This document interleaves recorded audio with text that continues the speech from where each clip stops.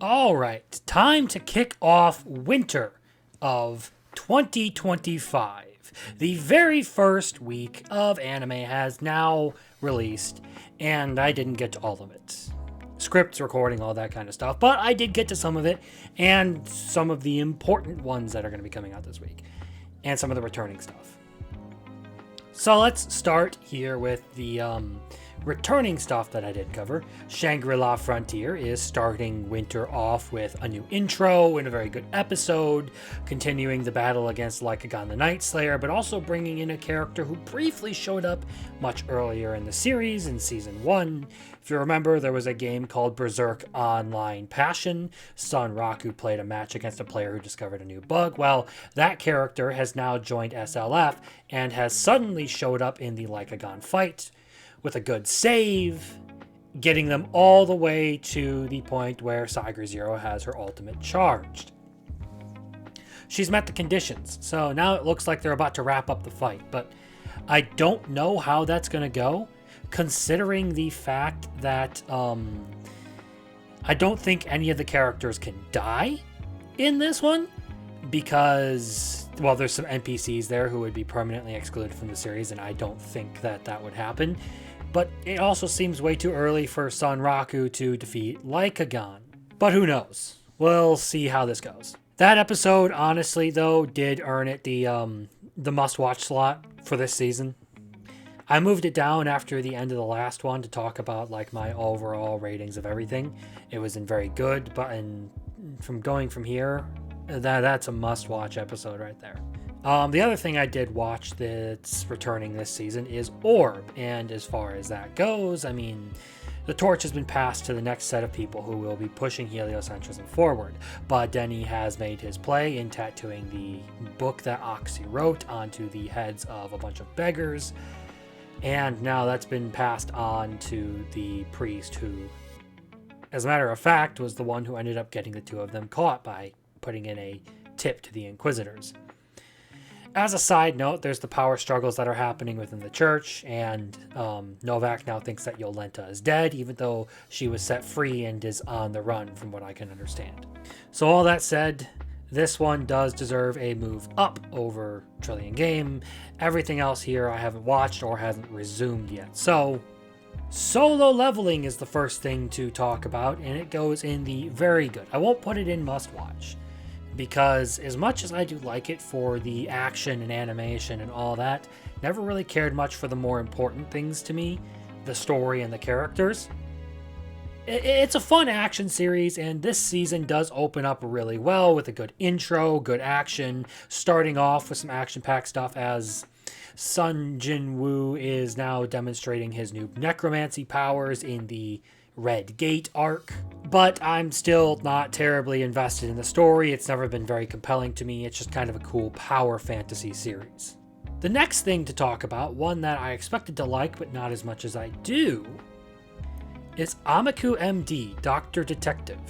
So with this one, the premise is that the main character is a doctor who works in investigative pathology, and she helps out the police whenever their cases cross her line of work, which is all the medical stuff.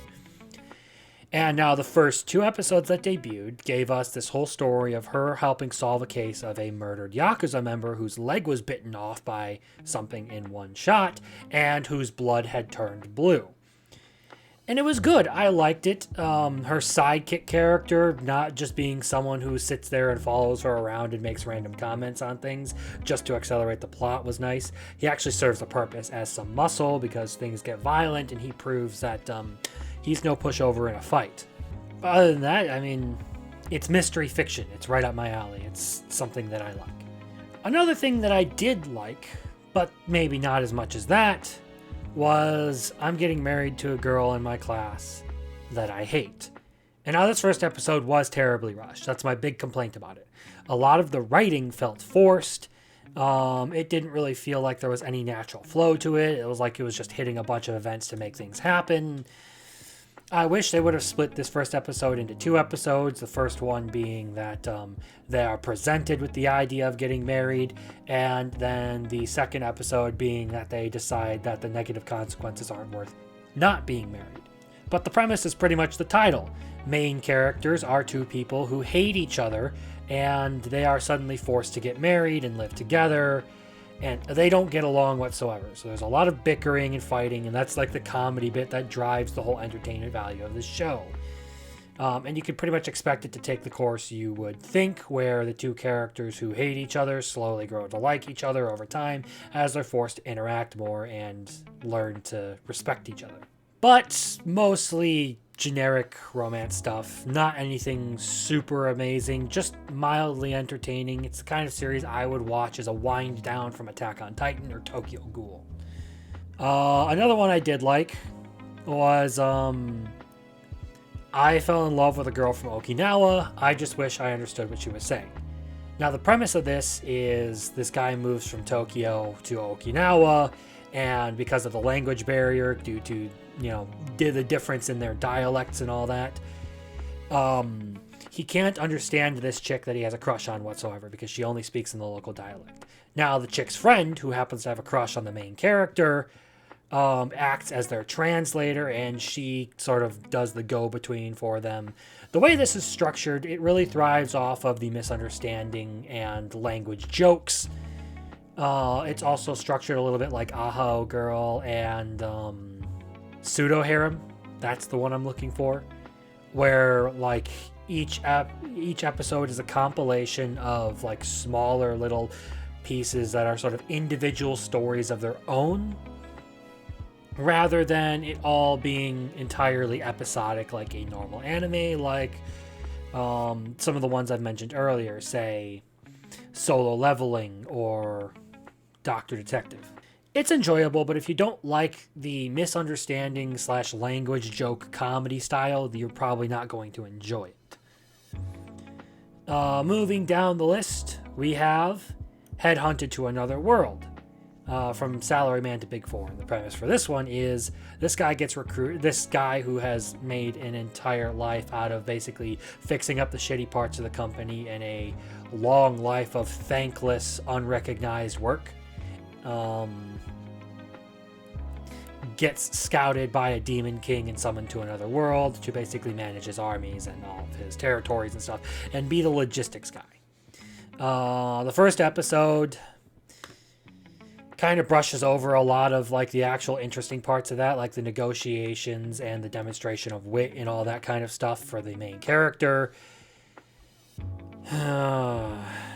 It was terribly boring. I mean, Tsundere Dragon Girl, sure, but I was not very impressed with this one at all. The intro, honestly, I thought the intro kind of sucked ass. It's in danger of being dropped already. It's got until episode 3 to give me something that I actually like. Otherwise, it is going in the not for me category. Speaking of things that are in danger of getting dropped by episode 3, we're going to talk about Bogus Skill Fruit Master, because this one is, again, another terribly uncreative series that just hasn't really done much for me. Its story is basically, think Kaiju number 8 or Wisteria Wand and Blade or Wand and Sword. In terms of like you have two main characters, they're childhood friends, they want to become adventurers, and the chick gets blessed with ungodly power and he gets jack shit. So they go their separate ways, then all of a sudden he gets an awesome power and he starts making his way through the ranks. It's a story I've seen done before in much better formats. The animation isn't terribly inspiring, characters aren't all that gripping, and the world is very, very standard Japanese fantasy. So nothing of particular import on this one. Oh, also the skill fruits. Do I need to mention devil fruits? Because that's a thing.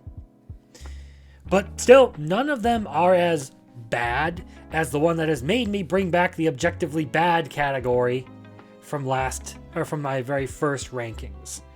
And that would be Beihei Neko. And now I know a lot of people might not like the fact that I just said it's objectively bad, and it's not to do with the fact that it has some racy, risque stuff, okay? That in and of itself is not the issue. My issue with this is that it solely exists and thrives off of the risque content. I'm someone who, when it comes to anime, likes story and characters and stuff like that.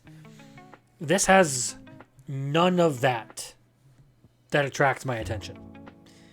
The writing is terrible. As an example of this, there's an episode 2. There is a scene or there's this whole part of episode 2 where the elf girl can't use her swords properly because they're too heavy. And she's had them reforged a bunch of times. And she takes them to the blacksmith, and the blacksmith is like, I can't take any more materials out of this, otherwise they're structurally compromised. You're losing integrity. So at that point I was like, okay, then make smaller swords.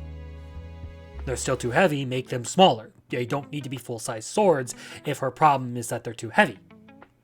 But no, the blacksmith is like, well, I don't know what to do, so we're going to go into the dungeon and have you fight some people so that I can see what I need to do, and ultimately comes to the conclusion that she should just use knives rather than swords. As if anyone couldn't figure that out at first glance. But it's all just an excuse to put her up against some phallic-looking tentacle monsters called ropers that spew white goo all over the place. It would be one thing if it actually had a good story, but this whole thing is really just an excuse for titties. And at that point, you might as well just go watch something on the hub. But that's about the last thing I have to talk about here, and that's because I've been working on scripts and other things all week, so hopefully you'll go check out the trailer to my upcoming video project, The Trial of Rudius Greyrat. Other than that, have a good one. Later.